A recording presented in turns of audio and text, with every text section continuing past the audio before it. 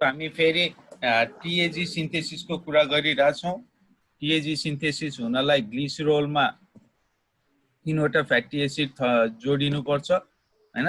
3वटा fatty acid जोड्नलाई हामीलाई glycerol चाहियो। Glycerol कहाँबाट बन्छ भन्दाखेरि एउटा BHAP बन्डबाट रहेछ डाइहाइड्रोक्सी एसिटोन फोस्फेटबाट हैन। एउटा डाइरेक्ट ग्लिसरोलबाट बन्दो रहेछ डाइहाइड्रोक्सी एसिटोन फोस्फेटबाट अथवा ग्लिसरोलबाट बन्यो। र यो ग्लिसरोलबाट बनेको चिज पनि हामीले के लिएर आउनु पर्यो भने पहिला ग्लिसरोल 3 फस्फेट बनाउनु पर्दो रहेछ जसरी पनि। अब बल्ल फ्याटी एसिड ग्लिसरोल 3 फस्फेटमा बल्ल फ्याटी एसिड चाहिँ एट्याच हुँदो रहेछ। त्यो हेर्यौं। यसमा एट्याच हुनलाई जुन चाहिँ फ्याटी एसिडहरू छ पहिला यो एक्टिभेट हुनु पर्दो रहेछ। फ्याटी एसिड एक्टिभेट हुनु भनेको RCOOH छ भने यो चाहिँ के बन्नु पर्दो रहेछ भने RCOCO बन्नु पर्दो रहेछ भने थाहा पायौं। अनि बल्ल यो चाहिँ एट्याच हुन्छ भने थाहा पायौं। R1 पनि त्यसरी एट्याच हुन्छ र यो एट्याच हुने बेलामा COA पार्ट चाहिँ फेरि निस्केर जान्छ। त्यस्तै गरेर R2COA बन्द रहेछ। त्यस्तै गरेर अघिको जस्तै एक्टिभेसन हुनलाई यो पनि आएर एट्याच हुने बेलामा COA मोलिक्युल चाहिँ निस्केर ग्लिसरोल 3 फस्फेटसँग एट्याच हुँदो रहेछ। जब ग्लिसरोल 3 फस्फेटसँग यो एट्याच हुन्छ र जुन चाहिँ हामीले अघि हेर्यौं मोलिक्युल CH2OH हैन, जुन चाहिँ ग्लिसरोल 3 फस्फेट थियो CH2 यहाँ एट्याच भयो CH2O CO R1 CHO CO R2 र CH2OE भनेर हेर्यौं।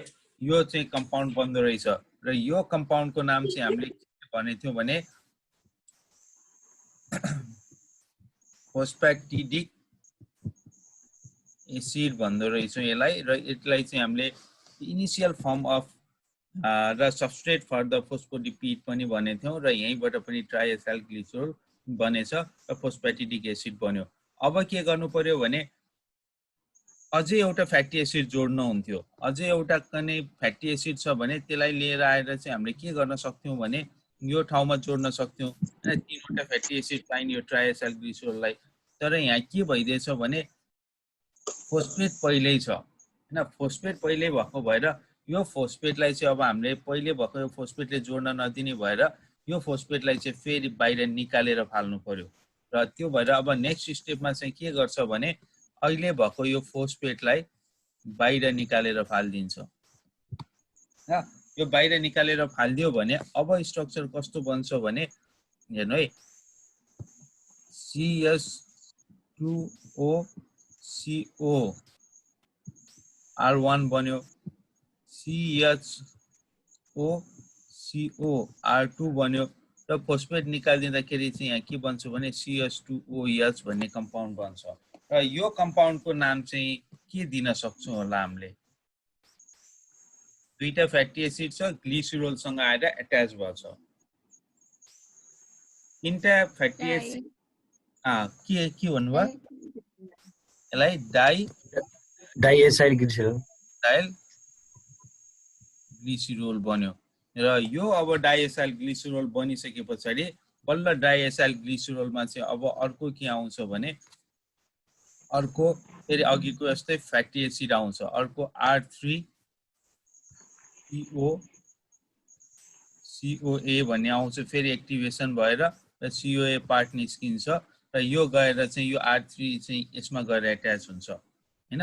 र यसबाट चाहिँ ट्राइएसाइल ग्लिसरोल बन्छ भनेर हामीले काउन्ट पर्यो। This is the way how triacyl glycerol is formed भनेर सिन्थेसिस भनेर हामीले लेख्न सक्नु पर्यो। यसमा केही कन्फ्युजन छ कसैलाई? सर त्यो डाइएसाइल ग्लिसरोल बनेको माथिपट्टिको थोरै पार्ट फेरि एकचोटि भन्नु न, माथिपट्टि थोरै। यो पार्टमा हजुर हजुर यो यहाँ चाहिँ मात्र एउटा एटीपी मात्र युटिलाइज हुने हो सर यो पार्टमा। फोस्फेटिडिक एसिडबाट चाहिँ डाइएसाइल ग्लिसरल चाहिँ बन्दाखेरि एउटा एटीपी युटिलाइज मात्र हुने हो।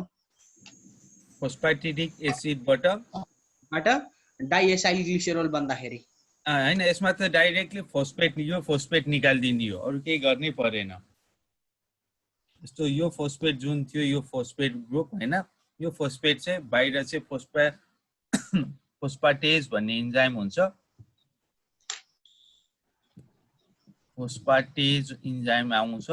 फोस्फाटेज इन्जाइमले चाहिँ त्यो निकाल्दिने मात्र हो, निकाल्दियो। अब यसमा त फेरि अब कुनमा के हुन्छ भन्दा अघि हामीले भन्यो, यसकोमा डिहाइड्रोजिनेज इन्जाइम, यसको ठाउँमा काइनेज इन्जाइम, काइनेज भनेर लेख्यो, अहिले यता डिहाइड्रोजिनेज लेख्यो।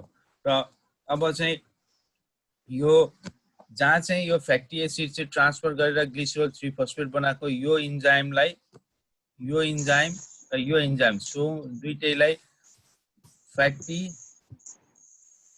एसाइल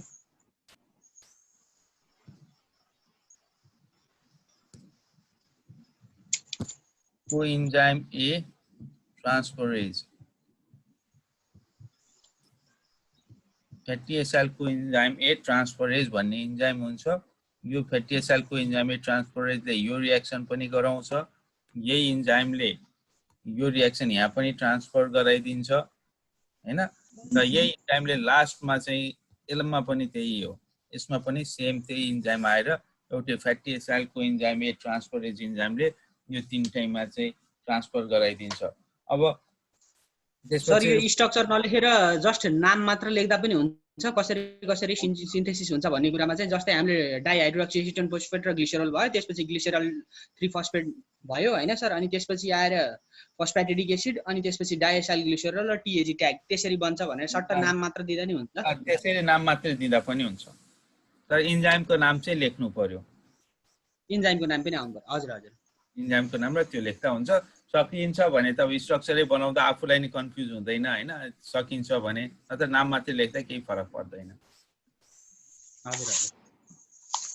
अब यसरी ट्राइएसाइल ग्लिसरल बनेको ट्राइएसाइल ग्लिसरल स्टोर भएर बस्यो र यसले इनर्जी दिनको लागि बस्ने हो रे हैन। इट प्रोभाइड्स द इनर्जी भन्छौँ हामीले। सो ट्राइएसाइल ग्लिसरल किन प्लान्टमा चाहिँ स्टोर भएर बस्छ भन्दा जति बेला प्लान्टलाई चाहियो अथवा जति बेला चाहिँ सपोज हामीले चाहिँ सिडमा हाइएस्ट लेभलमा हुन्छ भने चाहिँ सिडमै पनि जति बेला इनर्जी चाहियो त्यति बेला ट्राइएसाइल ग्लिसरलले इनर्जी दिन्छ रे भन्छौँ। र कसरी दिन्छ त, हाउ इट प्रोभाइड्स इनर्जी हैन, त्यो चिज पनि हामीलाई थाहा हुनु पर्यो। अब हामी हाउ ट्राइएसाइल ग्लिसरल प्रोभाइड्स इनर्जी भनेर पनि पढ्छौँ। सो अब ट्राइएसाइल ग्लिसरलले इनर्जी दिन पहिला के हुनुपर्छ भने ट्राइएसाइल ग्लिसरल अब बनेर स्टोर भएर बसेकोलाई पहिला टुक्र्याउनै पर्छ। सो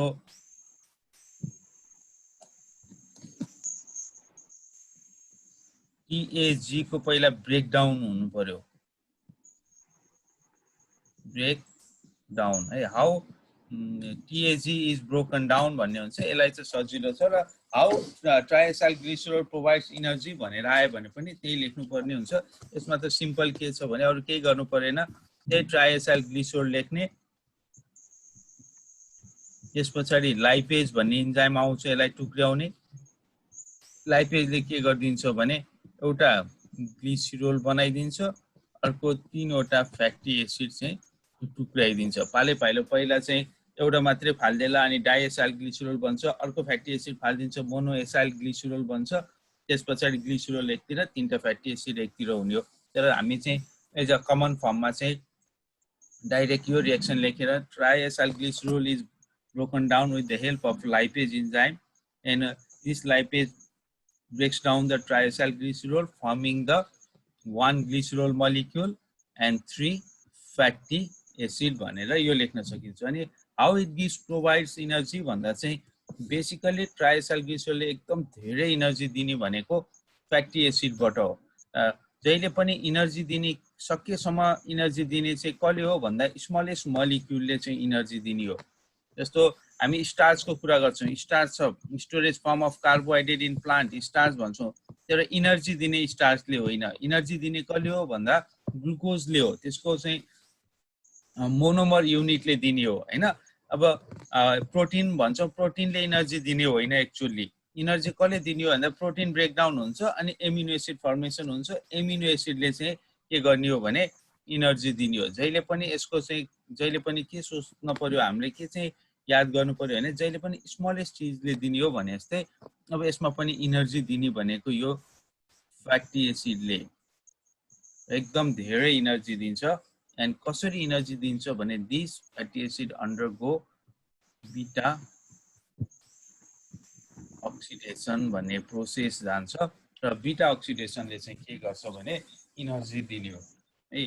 अब यो एकदम beta oxidation of fatty acid भनेको एकदम धेरै क्वेसन आउने, पहिला क्वेसनहरू सिनियरहरूको क्वेसन हेर्नुभयो भने पनि हेर्नु, लगभग एभ्री इयर जस्तै क्वेसन आइरहेको हुन्छ beta oxidation of fatty acid, किनभने त्यही स्रोतबाट चाहिँ इनर्जी दिने भएको भएर यो चिज चाहिँ एकदम इम्पोर्टेन्ट छ। एक्जाम पोइन्ट अफ भ्यूबाट पनि एकदम ध्यान दिएर हेर्नु होला। यहाँ हेरियो भने पछि चाहिँ बुकहरुमा एकदम गाह्रो तरिकाले दिएको हुन्छ, यहाँ हेरे पछाडि डाइरेक्ट एक्जाममा गएर लेख्दा पनि बिर्सिदैन।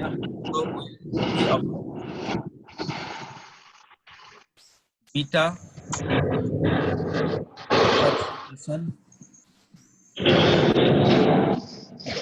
फ्याटी एसिड है। आवाज चाहिँ एकदम beta oxidation of fatty acid आइरहेछ मेरो आवाज? डिस्टर्ब आछ सर, एकदम 3 बजे जस्तो आवाज। बाहिर अरूको आवाज होला, यो अरूले म्युट गर्नु भएको छैन होला। हेर्नु त अरूको आवाज हो कि जस्तो लाग्यो। अहिले ठिक छ? ठिक छ सर। अहिले यो अरूहरू म्युट गर्नु, आफू केही सोध्नु पर्यो भने मात्रै अन गर्नु होला, त्यो भएर पनि आवाज चाहिँ भइरहेछ है। So beta oxidation of fatty acid यो भेरी इम्पोर्टेन्ट, सबै फेरि मैले आफैले पनि लेखिदिएँ, भेरी इम्पोर्टेन्ट। पावर पोइन्ट यो माइक्रोसफ्ट वर्ड त सेयर भइरहेछ नि है? अच्छा सर। ओके, सो अब हामी के हेर्छौँ भने beta oxidation of fatty acid. अघि ट्राइएसाइल ग्लिसरलबाट सपोज फ्याटी एसिड बन्यो, 3टा फ्याटी एसिड बनेछ, अब त्यसलाई चाहिँ इनर्जी पाउनलाई त्यो फ्याटी एसिड बीटा अक्सिडेसन जानुपर्छ। अब यसको लागि मैले फेरि एउटा यहाँ स्ट्रक्चर बनाएँ, R CS2 CS2 CS2 COOH। यो के होला यो? What is this? के स्ट्रक्चर बनायो? It is a fatty acid. आर भने पछाडि जति लेन्थको पनि हुन सक्छ भन्ने कुरा भयो यो आर भनेको हैन। Thus it is a representative form हो, जति लेन्थको पनि हुन सक्ने भएर आर लेख्दिएको। यो सबै के भने हाइड्रोकार्बन चेन हो, it is a fatty acid हैन। र जुन कार्बनमा चाहिँ हामीले यो COOH को सबभन्दा नजिकको कार्बनलाई के कार्बन भन्छौं रे? हामीले अस्ति भनेको थियौ नि, what is this carbon? Alpha. Alpha. त्यस पछाडि यसलाई के भन्छौं रे? बीटा कार्बन भन्छौं। किन बीटा अक्सिडेसन भनेछ भन्ने कुरा आउँदाखेरि के भन्नु पर्यो भने यो फ्याटी एसिड चाहिँ टुक्रिन्छ। बीटा अक्सिडेसन भनेको it is a breakdown of fatty acid हैन। एट बीटा कार्बन, यो बीटा कार्बनबाट चाहिँ के हुँदो रहेछ भने टुक्रिँदो रहेछ। त्यही भएर यसलाई हामीले के भनेछ भने beta oxidation of fatty acid. योबाट टुक्रिनु भनेको यो चाहिँ यहाँबाट टुक्रिने हो, यति टुक्रेर यति पार्ट चाहिँ बाहिर टुक्रिन्छ। अल्फा अक्सिडेसन भनेको भए के हुन्थ्यो भने यहाँबाट टुक्रिन्थ्यो अल्फा अक्सिडेसन हैन।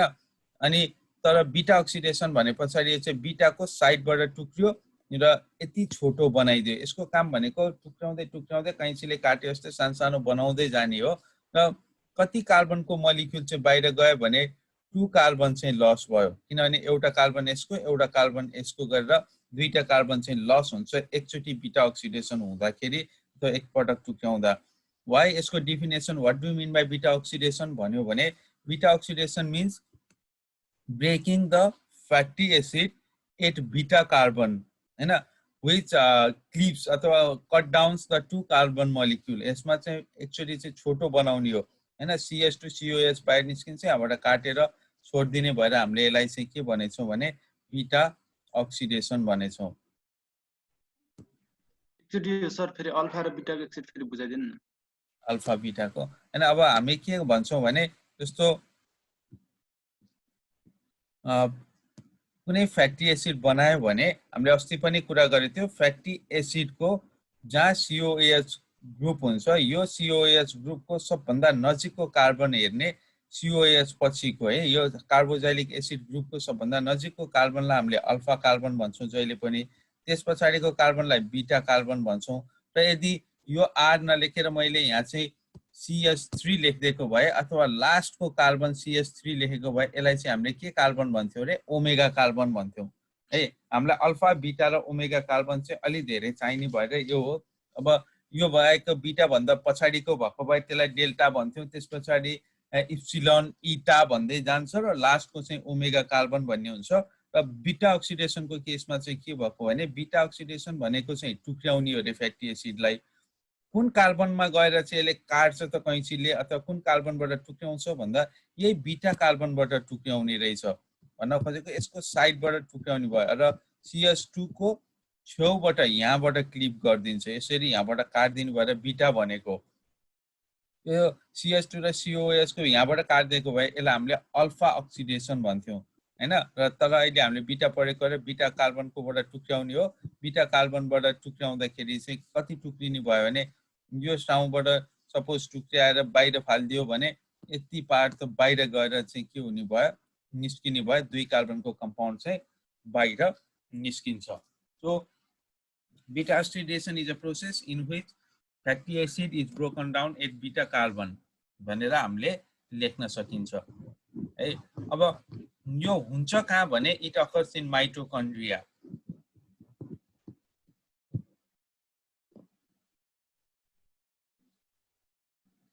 यो माइटोकन्ड्रियामा हुँदो रहेछ, यो पनि अलिकति सम्झिनु होला। सो इट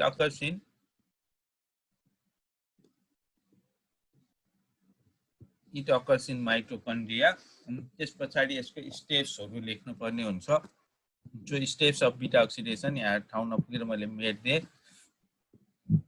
सो त्यस पछाडि स्टेप्स भनेर लेख्नु।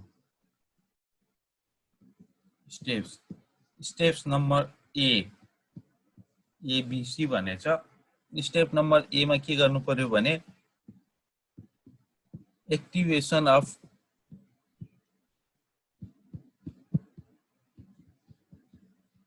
फ्याटी एसिड गर्नु पर्यो। त्यो स्टेप नम्बर 1 मा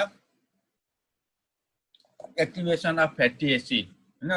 यो अघि पनि हामीले भन्यो फ्याटी एसिड भनेको कस्तो चीज हो भने यसले जे काम गर्नको लागि पनि आफू एक्टिभेट हुनै पर्छ।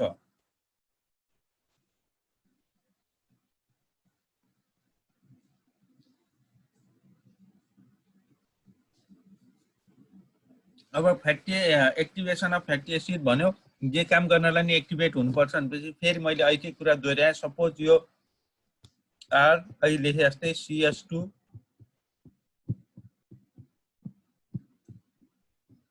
कुनै एउटा फ्याटी एसिड बनाए, यसलाई एक्टिभेसन गर्न के चाहिन्छ भने थियो हामीले अघि हैन त। सेम त्यही प्रोसेस दोहोर्याउँदै छु, तपाईहरुलाई रिभिजन हुन्छ। पहिला यसमा के अट्याच हुन पर्छ रे, कोइन्जाइम ए अट्याच हुन पर्यो। गुड। त्यसपछि ATP के बन्नु पर्यो? एक्सक्युज मी सर, आवाज क्लियर आएन भनेछन् सर साथीहरुले। र अहिले आइरहेछ आवाज क्लियर? आइरहेछ sir. Okay. Activation of fatty acid हुनको लागि एउटा कोइन्जाइम ए थपिनु पर्दो रहेछ। कोइन्जाइम ए थप्यौं, अहिलेकै केस हो। त्यस्तै गरेर ATP चाहिँ के बन्छ भने थियो हामीले अघि AMP प्लस PPI बन्छ भनेर अहिलेको रियाक्सनमा नि लेखेको थियौं। अनि यो चाहिँ के बन्छ भने यही अहिलेको छ भने RCH2 1 2 3 टा CH2 लेखेरै छ। अनि लास्टमा COH को ठाउँमा CO लेख्ने, यो COA भनेर लेख्नु पर्यो है। र यसलाई हामीले फ्याटी एसिड एक्टिभेसन, र यसको नाम चाहिँ के भन्छ भने फ्याटी एसाइल कोइन्जाइम A भन्छौँ यसको नाम है यो this it is a name for this molecule fatty acyl coenzyme A fatty acid activation हुनु भनेको फ्याटी एसाइल कोइन्जाइम A बन्ने रहेछ त्यति बेला एउटा कोइन्जाइम A थपिने रहेछ एटीपी चाहिँ AMP प्लस PPI हुँदो रहेछ अथवा दुईटा एटीपी चाहिँ युज भइरहेछ भन्ने हामीले बुझ्नु पर्यो यहाँसँग केही कन्फ्युजन छ केही कन्फ्युजन छ यहाँसम्म होइन सर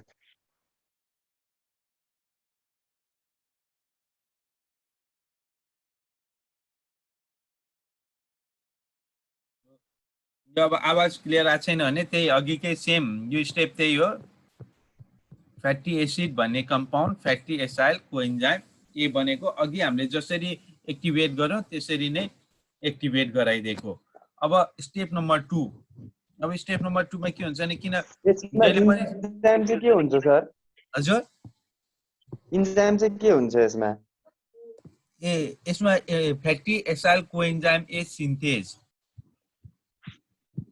म यहाँ लेखिदिन्छु अघि पनि मैले इन्जाइम लेखिन हो उतापट्टि फ्याटी एसाइल कोइन्जाइम ए सिन्थेज भनेर लेख्ने फ्याटी एसाइल कोइन्जाइम ए सिन्थेजले बनाउने सिन्थेसिस गरेछ यसमा सजिलो पनि भयो सिन्थेज इन्जाइमले यो रियाक्सन गराइरहेछ it is a enzyme which catalyses that reaction भयो नि हैन सो अब यो सिन्थेसिस भए पछाडी फेरि कसैले सोधि हजुर यो सिन्थेज र ट्रान्सफरेज जे भन्यो नि हुने हो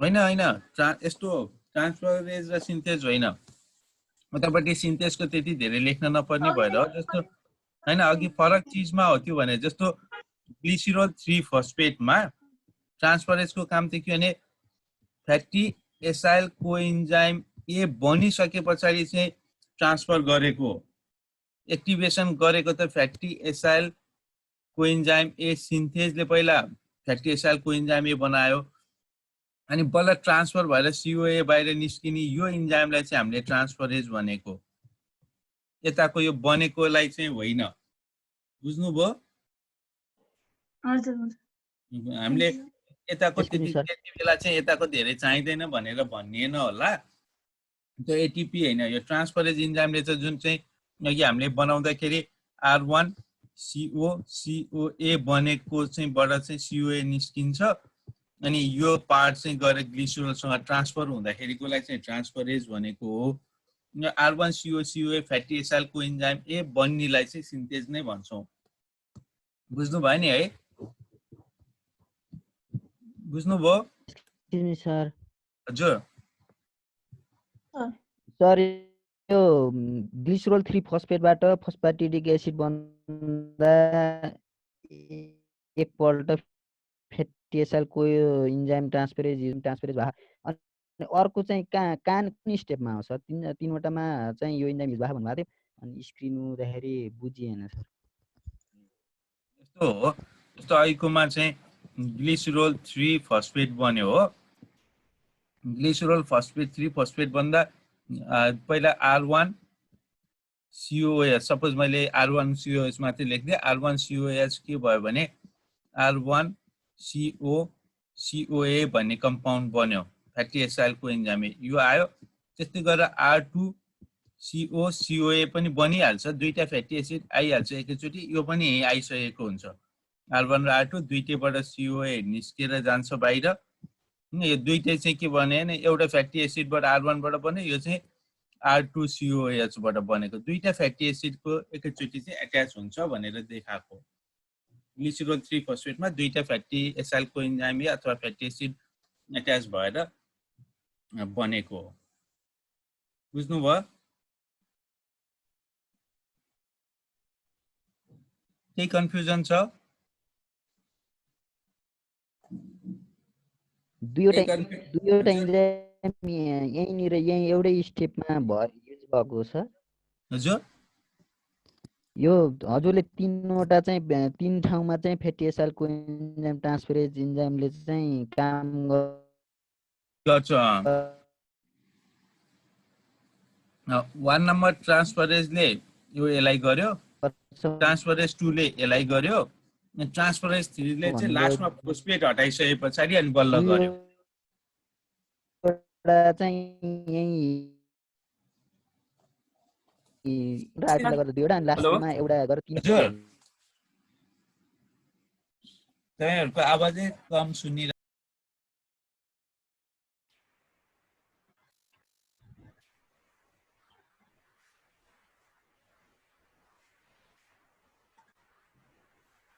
लो आवाज सुनिरहेको छ हजुर आवाज चाहिँ कटिएर आएको छ सर। यो बिटा अक्सिडेसन त यो सुरुदेखि नै पढाउनु पर्छ जस्तो हो सर। मेरोमा त अब आज आवाजै आएको छैन सर। क्लाइमेटको पनि प्रब्लम परिरहेको भएर होला हैन। यहाँ त अब ठुलै पुरै बाहिर त पुरै अँध्यारो भइरहेछ। नत्र यस्तो गर्नु पर्यो, नत्र भोलिलाई बिटा अक्सिडेसन अक्सिडेसनको नेक्स्ट क्लासमा गर्नु न त। ल नेक्स्ट क्लासमा बिटा अक्सिडेसन यो एकदम इम्पोर्टेन्ट छ। नेक्स्ट क्लासमा बिटा अक्सिडेसन पढौँला। अब आजको चाहिँ जुन चाहिँ फ्याटी एसिड को एन्जाइम सिन्थेसिस हेरेर आउनु हैन। त्यस पछाडि भोलि चाहिँ पढ्दा पनि हुन्छ है। आजलाई सर हुन्छ। अनि यो चाहिँ मलाई एकचोटि फेरि खबर गर्नु त्यो ओपन भइरहेछ कि छैन फाइल हेर्नु हैन। कन्भर्ट चाहिँ यहाँ गर्यो तर त्यो जुमले कन्भर्ट गरेको नै मैले गुगल ड्राइभमा राखेर लिङ्क पठाएको त्योबाट ओपन भइरहेछ कि छैन हेर्नु। छैन भने फेरि अर्को तरिकाले पठाउँला। हजुरको ल्यापटपमा ओपन हुन्छ कि हुन्न सर? त्यो मेरो ल्यापटपमा आफ्नै ल्यापटपमा ओपन हुन्छ कि नै? ओपनमा जस्तो जुमबाटै गरेको चाहिँ ओपन भयो तर त्यसलाई चाहिँ गुगल ड्राइभमा राखेर चाहिँ जुन चाहिँ ओपन गर्दा ओपन भइरहेको छैन। गुगल ड्राइभको मेरोमा पनि ओपन भएन सर। त्यो फेरि डाइरेक्ट वाला चाहिँ ओपन भइरहेछ। त्यो फेरि डाइरेक्ट वाला चाहिँ हामीले पोस्ट गर्ने नमिल्ने रहेछ। म त्यो पनि ट्राई गरेको थिएँ। गुगल ड्राइभमा नराखिकन डाइरेक्ट त्यसलाई नै अपलोड गरिदिन खोजेको ग्रुपहरूमा, त्यो पनि भइरहेको छैन। यसमा केही न केही आइडिया लगाएर अहिले एकछिनमा चाहिँ पोस्ट गरिदिइसक्छु म है। हुन्छ सर हुन्छ। Okay so will see you tomorrow. हस् sir. Okay, thank you, sir. Have a